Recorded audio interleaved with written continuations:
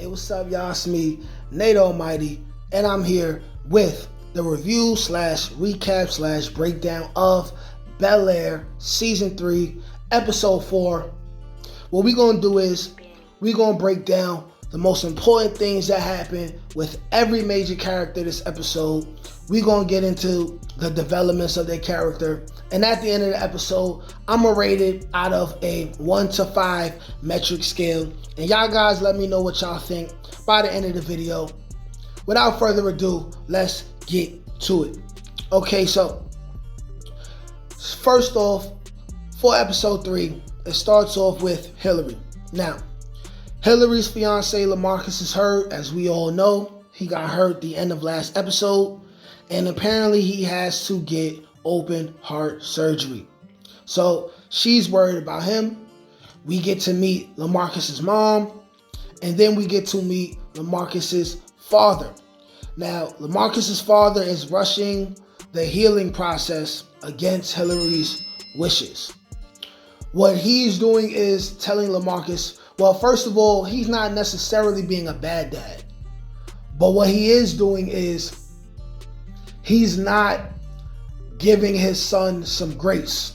He's encouraging him like, hey, don't worry, we're going to get you back on the field in no time, this, that, and the third. But he seems to show no real concern for the real heart issues that LaMarcus apparently has.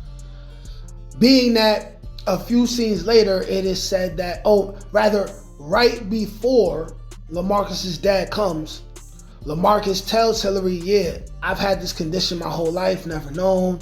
They saying I have to have open heart surgery, okay? Moving on from that, later on with Hillary, she has a talk with Phil in the kitchen, right? And in regards to that, we'll get deeper into that when we talk about what's going on with Phil. But basically, Hillary's entire episode was looking after LaMarcus. She says that she feels like the kiss with Jazz was a mistake, and she only kissed him because what he said earlier was correct, which is that she doesn't commit to anything. She's a runner. As soon as things get serious or things get difficult, she runs away from the situation. She looks to find a way out. And overall, this episode is about Hillary dealing with LaMarcus's injury and also starting to learn the pressures and what comes with being a potential or future football wife. Next, let's talk about Carlton. And I guess we'll kind of talk about Carlton and Will in junction, right? So Carlton is working on getting his parents' trust back and his door back, by the way, because you know it's hard to beat your meat or get some cheeks when you ain't got no door, right? Because his parents are worried about him hitting the bag, right? And not hitting the punching bag, hitting the white bag when he's left alone with his own devices. So he's struggling with that, but he has to talk with Phil. Phil says, hey, I see the progress you've been making, son. We'll discuss later on about you possibly getting your door back, right? As we're building up trust. So the girls also come for a double date at the beach, something that I will also speak on as well when we get to Will, who is next. But going back to Carlton, him and Amira are doing well together, but I feel like there are already early signs over the last 4 episodes that shit is gonna go left with Amira, okay? She's hot, she's down for Carlton, but she's not a good fit for him and what he needs currently in his life, all right? She's fun, but she is a bad influence on Carlton. For example, right? She may not even realize it, but it doesn't appear to me like she has his best interest in heart, at least not enough. She has his back, but she doesn't have his front.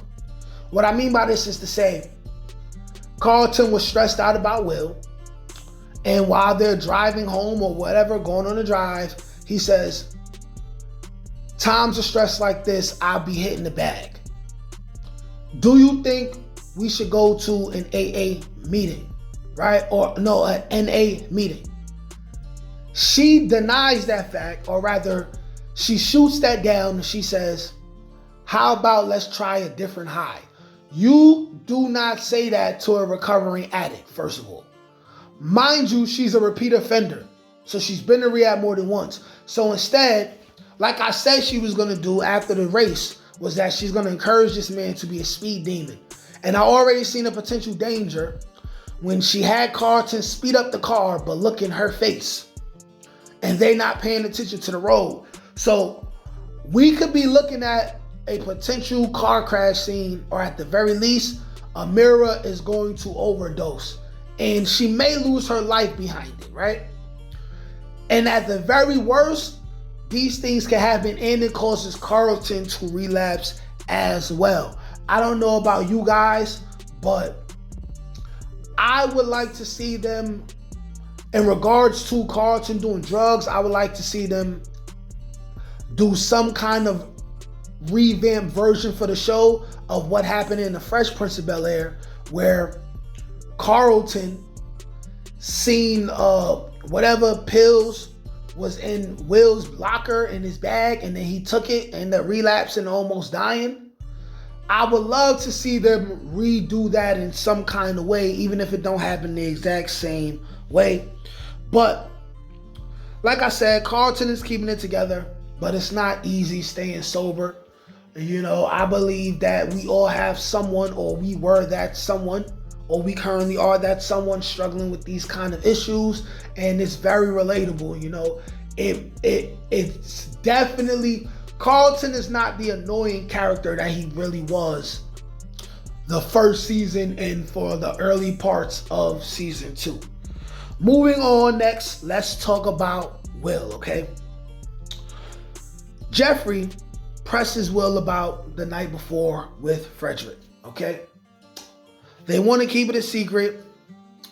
Him and Carlton are also further developing blackness. By the way, G knows Will very well. He easily could tell that Will is lying. We know that that conversation is going to happen. Later on, Will is going to confess. Later on. I don't think Jeffrey is going to have to pry. Something's going to happen where Will is going to tell Jeffrey what happened, and Jeffrey's going to be like, nigga, I already knew, right? Right? Because Jeffrey is a spy.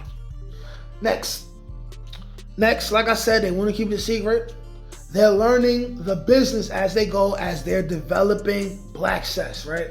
So they're in the process of just building up the brand, getting shirts made and things like that. Now, I believe the character Vic Mensa is playing, the billionaire's name is Q.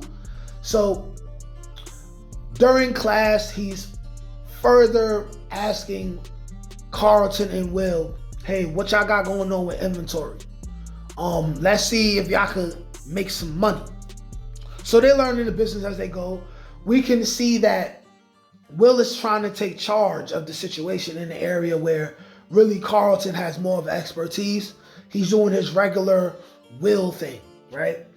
And Carlton is humoring him, but it leads to confrontations between them throughout the episode, especially more or less in the first half. But basically, Q says, hey, what y'all gonna do about shirts? Get some shirts. Will and Carlton is like, it's coming, so they're working on that. Now, in the middle of that, of course, like I said earlier, the girls come for a double date at the beach. And while they were at the beach, it became clear to me the theme for those two guys during the episode, as the theme is they must learn to work as a team and trust each other, right? More importantly, Will has to learn to take a back seat. By the way, Lisa is a great girlfriend, even though I was hoping to see Jackie, fine ass, right? But Lisa is a great girlfriend. She recognizes Will's needs and gives him some quote unquote positive reinforcement in the way that Will can productively respond to, even though it didn't last very long. But she's very attentive to Will's needs, and she definitely wants him to win. And she encourages him in the right direction, right?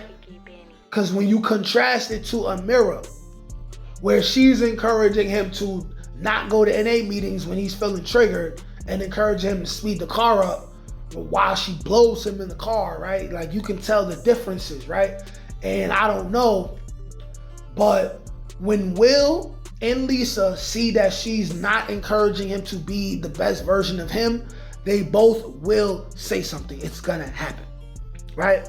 And also we can see that Will begins to seriously study the business towards the end of the episode. It's clear that the roles have reversed for Carlton and Will since season 1, where at the beginning, Will was great at everything and Carlton wasn't. Carlton will have to take the lead for them in this new venture, and Will has to be comfortable with that. The shirts come at the end of the episode, but more than what they wanted. Trouble will likely come from that. And because this is a shady individual who Jazz plugged him into, I'm assuming that they will come under pressure from whoever the guy is who supplied them, right? Because this is like instead of drugs, he gave them shirts and he wanted his money back in a week. They're gonna have pressure to sell the shirts, and he's going to apply some pressure. Of course, they're going to end up getting it done, but we'll have the joy of watching the drama and the chaos ensue, right? Right? Now, if I had a section where I was going to discuss Will's love triangle with Lisa and Jackie, maybe I'll make that a separate video. Y'all let me know if y'all want a separate video, but I was hoping that we get some Jackie in this episode to where I was going to expound on it, but I'll probably just make it a separate episode. Next, let's talk a little bit about Jazz, okay? Jazz apologizes to Hillary for the kiss. And he says that, I'm gonna hold accountability. This was all me. We know what Hillary said. Hillary said, I understand, blah, blah, blah, blah, blah. Right? Right? And also, like I said, Jazz is the person who plugged Will and Carlton in with the shirt plug. Next, let's talk about Phil and Vivian. So, Phil, obviously going through it with Viv after the Erica kiss exposal. He gets a pep talk from G at the golf course. He also talks to G about wanting to do business on some kind of real estate property, right?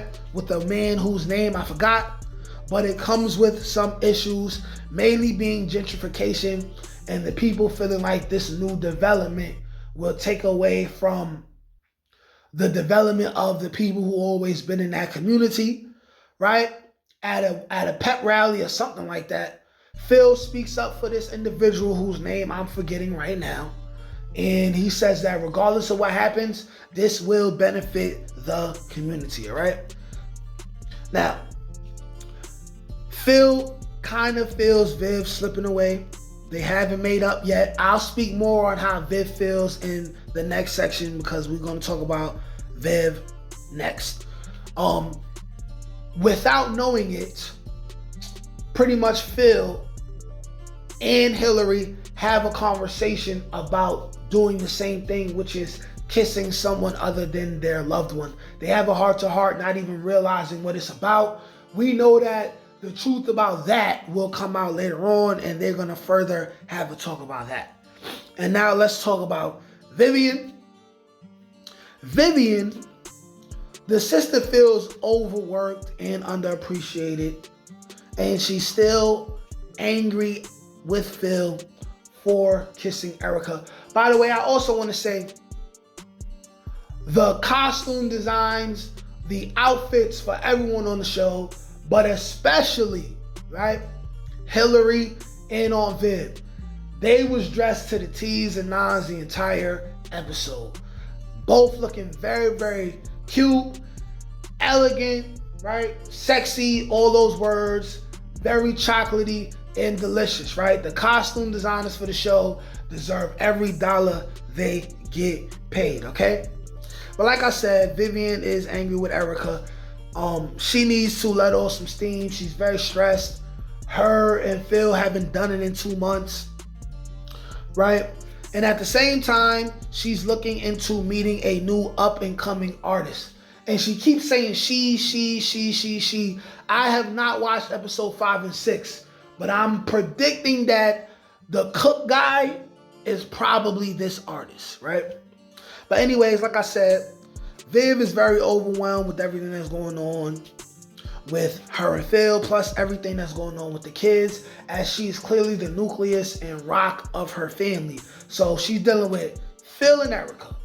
She's dealing with supporting Hillary with everything that's going on with LaMarcus. She's also dealing with Carlton and trying to build up her trust with Carlton and everything again. She's been saying how she doesn't trust herself. She doesn't trust her own judgment and everything. So she tells her friend about what happened with Erica. And her friend, it seems like in every show, matter of fact, I'm not even gonna say that. Her friend encouraged her first to do drugs and vape, which is probably gonna happen. I have not watched episode 5 and 6, because I ain't know they dropping these shits off 3 at a time, right? I don't know why they're doing that. But once she turns down the vape pen, she says, all right, well, girl, let's go out. Let's enjoy ourselves. So she goes out. She enjoys herself. Of course, we're going to expect her to dance and put her booty on another nigga and all that. It struck me quite odd that, I'm not going to say that either. I don't want to be negative. This show is well written. There's certain things to do with this that I don't like, but it doesn't matter. It's just like a nitpick of me. I still like what's going on. I like the character development that's going on with Viv. But like I said, she goes to the club. She has a girls' night out. A bunch of old 40-something, 50-something-year-old women screaming out, "We outside," and all that other shit, right? But they cutting up. She needed this night. She needed to let off some steam. You feel me? And last but not least, because by the way, we didn't have any Ashley this episode. But last but not least, we have Jeffrey. Jeffrey pressed Will at the beginning of the episode about what happened with Frederick, because he already knew they was lying. You got to understand, as quickly as he found Will, Frederick, and Carlton, right after they Tokyo Drift scene, you got to know he knows way more than he's letting on. That's just the kind of character he is. I feel like Jeffrey, to me, is the best character. He's my favorite character. There's still a lot of mystery going on with him. There's a plot line that comes with him coming from UK and him having beef that he left UK, right? There's a lot that's going to come from that, okay? But anyway, Will lies to him. He knew Will lied. Later on in the episode, Carlton tells the truth without allowing Carlton to tell him about Frederick. He says, let me worry about Frederick. So while Frederick is in the shower, Jeffrey does his spy thing and he finds the secret phone that Frederick had, where he keeps talking to whoever. The same number over and over and over again. I think that the writers want us to think that Frederick has bad intentions. But I personally feel like Frederick might be in a situation that's over his head, where he has no choice but to be deceptive to his father. I don't think he wants to be that way. We don't know what's going on with his mom. I believe his mom's still alive. You see how Frederick is cheating people for money. For all we know, the people who still have issues with Jeffrey, they could be extorting Frederick. And Frederick is just being too tough to tell him. That's what we're dealing with. But that was my breakdown for this episode. If I'm going to give it a review, I'm going to give it a 3.5 out of 5, okay? I feel like they're progressing every character in the right direction. They're not doing too much, None of these characters are cartoonish version of themselves. I think that everything is down to earth and relatable. But like I said, that's my review. That was my official breakdown and everything of this episode number 4. Y'all let me know if y'all want me to do episode number 5. We got until next week. I probably will have to get it done by the end of the weekend, But y'all let me know what y'all think. Like, share, comment, subscribe. Peace. Can't teach that shit, nigga. Come on. That's God-gifted. That's touched by an angel. That's on the dome, nigga.